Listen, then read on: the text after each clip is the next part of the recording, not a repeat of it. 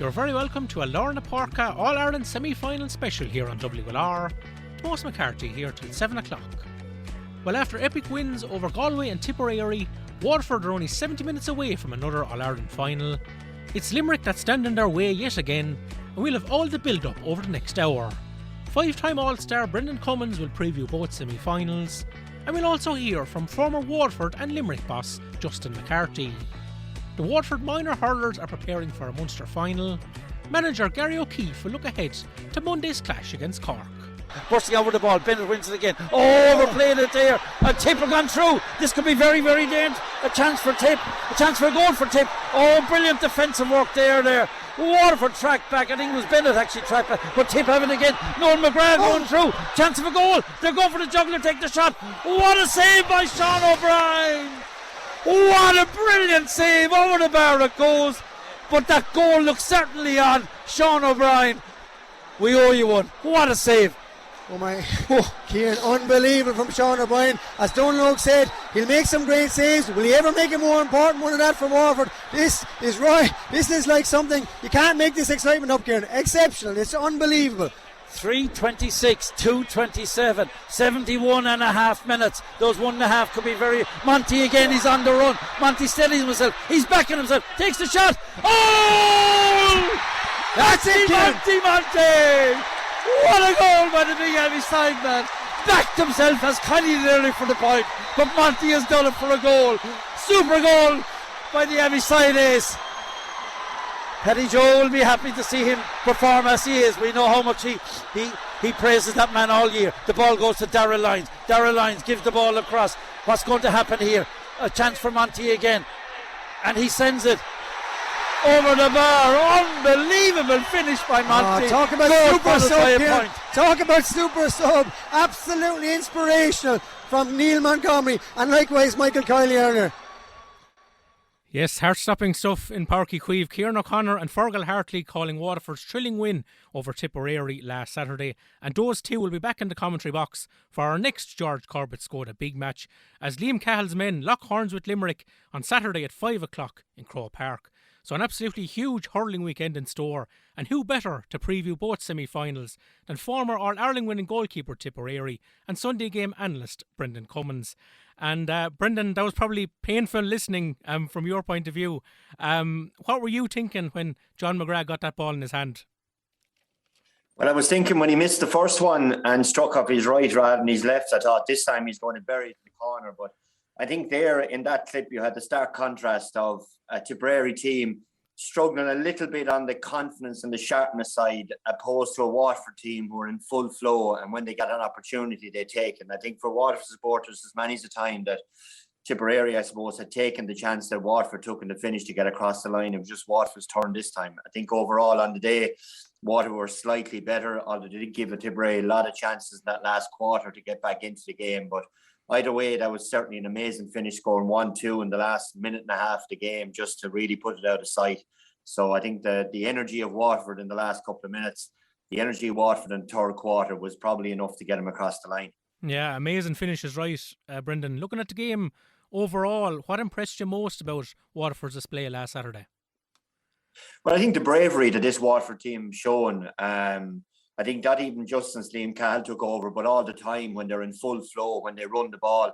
It was under the I think it's the North Stand with the two tiers in Páirc Uí Chaoimh that created the John McGrath chance in the 59 or 71st minute, that they kept trying to run the ball out of defence. They were turned over twice, and the third time then Tipperary got the goal opportunity, and Tipp got a goal in the first half as well from a turnover. But that doesn't matter. What matters for Waterford is that they're trying to play hurling, they're trying to run the ball, they have an identity and a value and values, and that's what's separating them at the moment, and that's why they come into this All-Ireland semi-final on the back of playing an All-Ireland final last year with unbelievable confidence. They have a system and every player has bought into it, and of course with Desi Hutchison up front, you always have a huge chance because he'll make it stick when it goes up. So all in all, they're just the perfect package at the moment for Waterford hurling. Yeah, that's great for Waterford supporters to hear, Brendan, but they weren't too happy with how the summer started. Very, very flat against Clare. Really struggled to get past Laois in Nolan Park. How has Liam Cahill turned the summer around, do you think?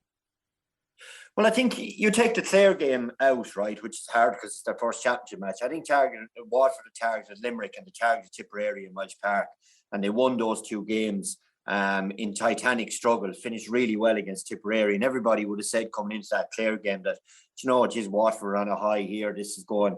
But then you take that Prunty was out and Jamie Barron was out. Now, if you took Jamie Barron and Prunty out the weekend, Tipperary win the match as far as I can see. But they're back and they're flying. And I think, in fairness to Liam Cahill, in the last quarter against Clare, Waterford kind of found their mojo. Caleb Lyons was coming back up the pitch. He was no longer fenced in with Tony Kelly at corner back. He's really the catalyst for a lot of what Waterford do well. And if you remember that day, he gave most of the time. Clare would have been delighted playing his own full back line. So I think there was a lot of contributing factors to that performance. I didn't mind the Laois one so much. They won the match. According to what I heard, they had a big bank of training done, getting ready for the last 3 Sundays and 3 weekends as it happens. So, look, everything had kind of gone to plan outside of missing the few boys against Clare. But there's no doubt when Waterford had their full team on the pitch and they have that freshness that they're a handful for anybody. And they've proved it now in the way they've beaten Galway comprehensively. Nearly got clipped in the finish against Tipperary, still won the match. So there's a huge amount of positives for Waterford in the championship so far. And another positive, Brendan, has been the performances of Sean O'Brien between the posts, like one of the big calls that Liam Cahill has made since that defeat against Clare. What did you make of his performance last time out? He's very good. I mean, the save from John McGrath was exceptional. I mean, as a goalkeeper, like there's big moments that you're practicing and rehearsing and I suppose doing all your reflex work on. And that was it. And that moment in time is what really saved his team. If John McGrath got that, Tipperary back level, Waterford looked like they were running out of a bit of steam. You never know, but we will never know because the goalkeeper pulled off a worthy of a save. Now, his puck out's been extremely good as well. He was finding Austin Gleeson very well in the third quarter. The wind died down and the ball just dropped about 7 or 8 yards shorter and fell into Ronan Maher territory, which is why Tipp, I think, got a long period of dominance in the fourth quarter. But overall, he's been exceptionally good. And Brendan, this will be Waterford's 4th Saturday in a row in championship action. How much of a factor will that be this weekend, do you think? For me, I think it could be the deciding factor, to be honest. I mean, in fairness to Waterford, they won't use any excuses this week. The players don't want to hear any of it. They're in an Ireland semi-final. The fatigue in the last quarter against Galway and the slight one against Tipperary where Tipp got the chances, that's not going to be on their radar. But coldly looking at it from a neutral point of view, it has to be a concern. I think it's grossly unfair that Waterford has to play 4 weekends in a row. It's not really the way, in the spirit of me, for me in the championship, it's the way it should be. But here we are, and but it is certainly going to be something that Liam Cahill will have to factor in when he rolls the bench, and that's going to be the key. Conor Gleeson coming back is a massive lift now for them as well, and gives them an extra card to play. If he's not from the start, he'll come in. So there'll be no excuses in that Waterford camp, but from the outside looking in, it's certainly a tall order to go 4 weekends in a row, especially when the fourth one is the All-Ireland champions and the team that looks like at the moment can't be beaten. Yeah, earlier in the week, Owen Kelly, the former Waterford hurler, described the situation of playing 4 weekends in a row as madness. Like, should the GAA have factored this in at the start of the season, Brendan, and given more of a gap between the quarter-final and semi-final? I think, to be honest with you, the fixtures were there for a long time and none of us really spotted it, for it to be all be honest about it. And counties and all involved weren't going to say anything because it looked like that they were, trying to give in and that they weren't grasping the opportunity might be there. Like last year in the month, or 2 years ago now, pre-COVID, in the Munster Championship, if you remember, they said that 3 weekends in a row was too much because of player fatigue and GPS stats and all, and that was harmful to our amateur players. Now we're in a situation where you have 4 weeks in a row going on. So look, either way, I know being a player, you won't even look at the excuses of that. You'll just go and do your thing. And like I said, from the outside looking in, though, it is unfair. And what would be the harm in moving it back a week? There's 4 clubs that are or 4 counties that are affecting their club championship. That's all at this stage in the season. Everyone else can get on with it. So look, it's just an unusual one and unfortunate that Watford are the ones that it falls on.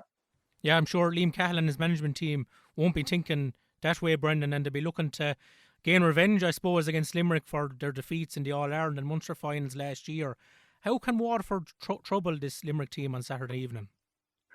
Well, the first thing will be that they won't talk about revenge. They'll talk about process, they'll talk about system, they'll talk about when you get a chance on Nicky Quaid, don't hit the ball from 10 yards, hit it from 6.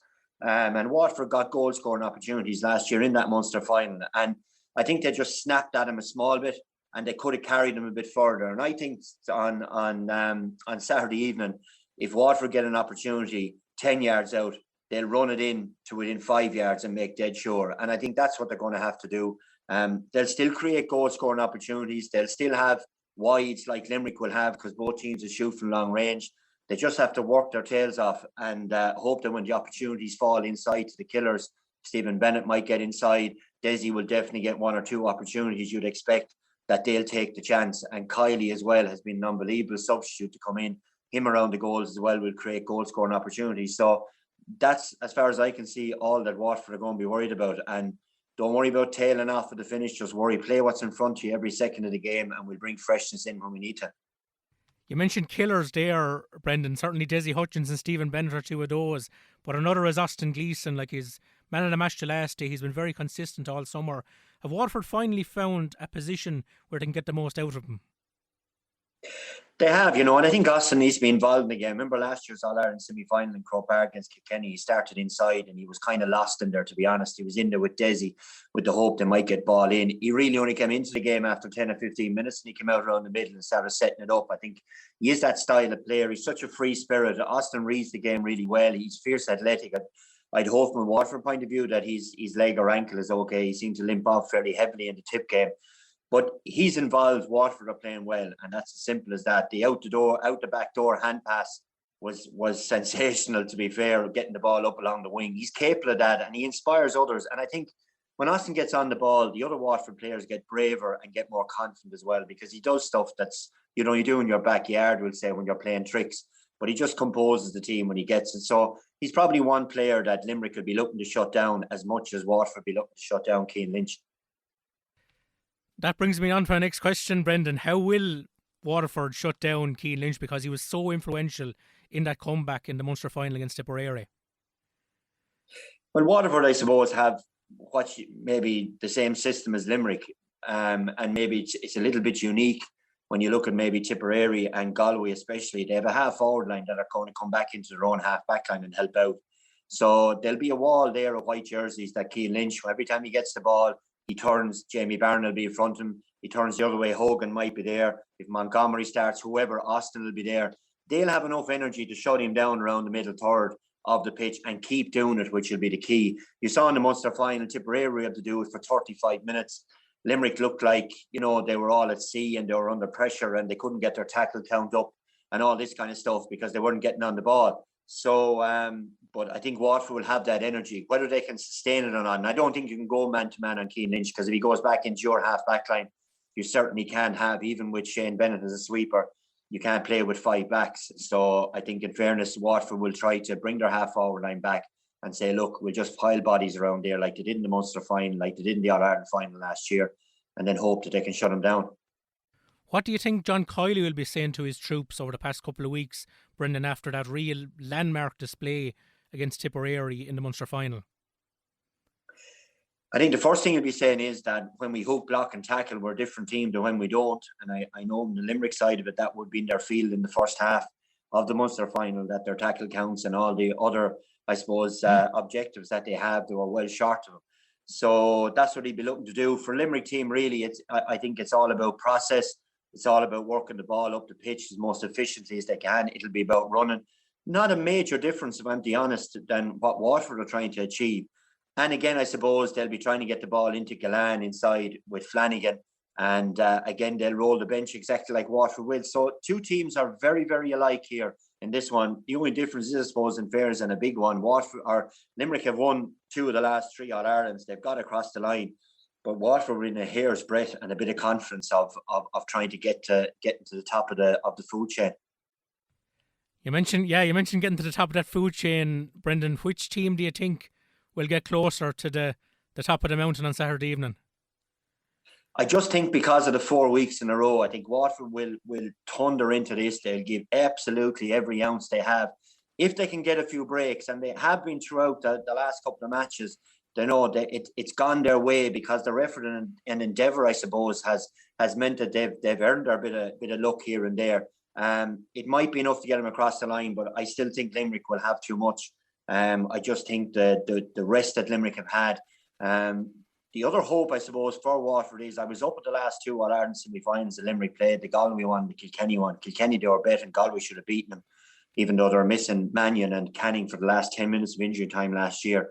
Limerick are most vulnerable in a semi-final. The break will be fine for them in freshness, but it's been a while since they've had a battle-hardened game, we'll call it. So Waterford have a good chance the weekend, but if I was to put my money where my mouth is, I think Limerick may have too much because of the extra rest. And another team coming in with extra rest will be Kilkenny, Brendan, in the other semi-final against Cork. They've had a 3-week layoff since the Leinster final against Dublin. Cork are out for the third week in a row. Who do you fancy in this one? I think Kilkenny will have enough. I think Cork haven't had as much hardship, I suppose, as Waterford had. Yes, they had the Clare game in the heat in the Gaelic grounds, but the last day against Dublin, they pretty much cruised through that one, and they were able to run the bench. And after the first quarter, they were 6 or 7 up, held it all the way through to win by 8 or so. So I just think Kilkenny's physicality is going to be the one for them, that they might wear Cork down. But certainly Cork, not too dissimilar to Watford, are on a roll. They've found unbelievable confidence. They've found a little bit of grit, which I think we all hurling people would have wanted them to see him have. But I just think at the end of it all, Kilkenny, I think, might have that little bit too much on the day for him. And before I leave you go, Brendan, have to ask you about your native county. What do you think the future holds for Tipperary after last Saturday's loss to Waterford? I think it's. I don't think it's any time at all for panic in Tipperary. I think the reality is that we maybe didn't play to our max the last day, and then certainly against Limerick in the second half was disappointing. There will be a couple of changes that will be absolutely natural in any given year, and there may be a few of the lads who decide that they want to hack up their boots, as the fella says. But I think the future is still bright in Tipperary. I think a couple of changes and switches, a bit of freshness will always add that extra bit of push. Other players will get opportunity. I think the county board have done the right thing in saying that they need a bit of breathing space to work out with Liam what he wants to do next. And then if Liam does decide to step down, they just find another manager. There's plenty of hurlers here in Tipperary that can run as well. And that's what we have to do now going forward and reset and look forward to 2022. Well, former All-Ireland winning goalkeeper with Tipperary and Sunday game analyst Brendan Cummins, pleasure to chat hurling with you as always, and enjoy the games over the weekend. Thanks very much. Best luck to the Waterford crew. Liam Sheedy and Liam Cahill look on at every puck, dropping aside the 65. Waterford win it. Bennett trying to give the ball away. Oh, the intention was right, trying to get Jamie into space, but Jamie now has the ball. He's about 30 metres out. He has options. One of them inside is the chance for Waterford to goal. Take a chance and goal! Austin Gleeson, the finisher. Jamie, the creator. Good interaction into Jack Prendergast, but the man who finished it, the All-Star, we know what he can do, and so does the Tipp goalie now. Buried it in the back of the net. Pick that ball out, goalie. Now you're hurling. Lorna Porca with Tomas McCarthy on WLR.